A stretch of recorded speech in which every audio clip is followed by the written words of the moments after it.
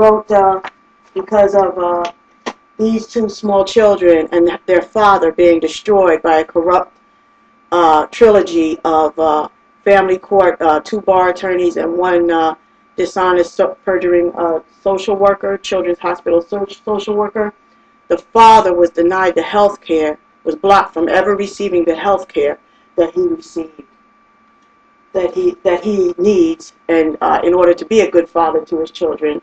The family was denied, the parents were denied career transition services that would have enabled them to be a cohesive family unit and maintain and preserve their family and raise their kids, in favor of abducting the children into an illiterate, welfare-driven home where the person's already hearing disabled and has multiple car accidents, where she is litigious and suing for car accidents that she gets into because she's not able to hear, and she's on SSI and welfare. She's a brand new person in these people's lives, only known the father since May, and he only moved in with her July 5th, and is in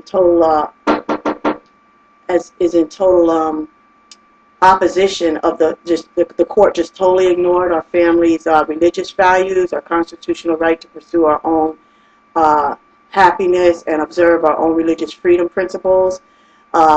We don't want our grandchildren living in adultery and so on. And the way the court did this, the mechanized machine, when I say the court, if you believe that the family court is a machine, right, as Social Security Administration is a machine, Internal Revenue Service is a machine, so is family court. It's a big business machine, and I'm going to put an annotation up here for a documentary that was done by Kathleen Russell Consulting Company. Kathleen Russell co-directed and produced Family Court Crisis, Our Children at Risk.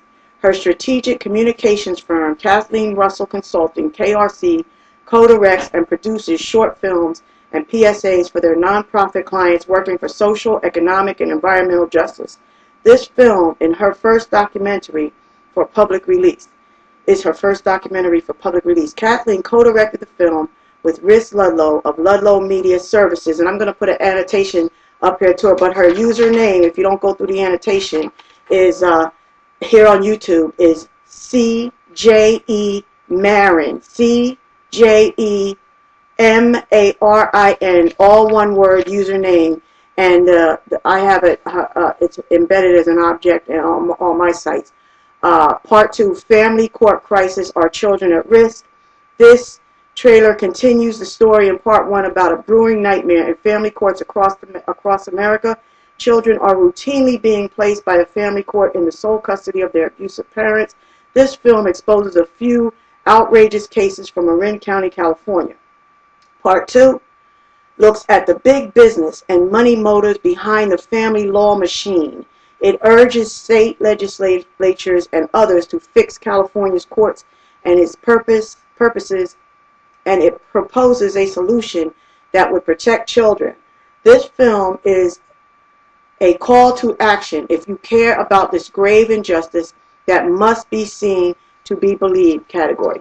And just do a search here on YouTube. I marked it as my favorites at HireLyrics. Some of them are my favorites on HireLyrics. There are many courageous people, citizen journalists, speaking out about the oppressive nature of the family court and the application and abuse of their authority to either abduct our children and literally suck out of them in vampire fashion, to engorge themselves and ensure themselves income.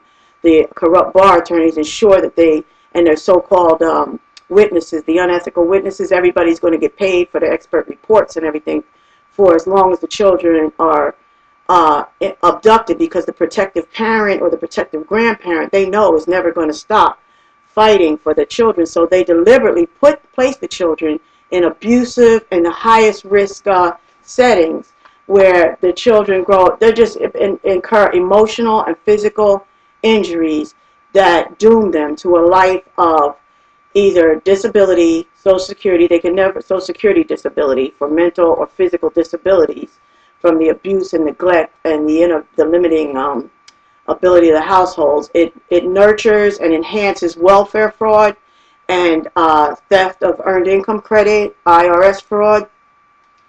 And it destroys us as a culture and as a society, because children being abducted from their roots, from their society, from their family, which would be able to pass on our core values and our principles, are nipped in the bud, just taken from us, and never know who they are. And once you don't know who you are a perpetual victim. You know, you must know your history. You must know who you are. It's an old slavery tactic, when they stole us from the motherland, when they took us from Africa, the first thing they did was forbid us to speak in our native language, because it would be in our native language which we would be able to pass on the history and our culture and our heritage to our children, so that they would know who they are. So